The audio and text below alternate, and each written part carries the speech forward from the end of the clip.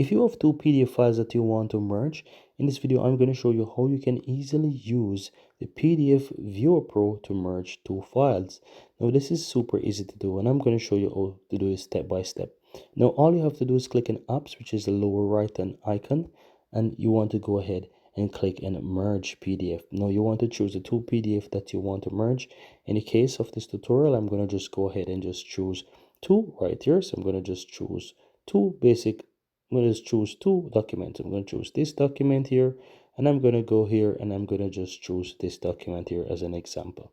Now I'm going to go ahead and click on next, and as you can see, it is there. It shows the two documents. I can even add more, and now I'm going to just click on merge, and you can choose the name of it. I'm going to just leave it as is and click on OK, and as you can see right here, it's currently merging the two documents. And right here, you can see that it just merged the two documents. Keep in mind that you'll have advertisements while using the app because it's a free version.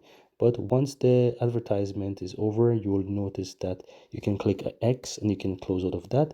And you can see that you merged, I've merged the two documents together. And that's it, guys. Very easy and very simple.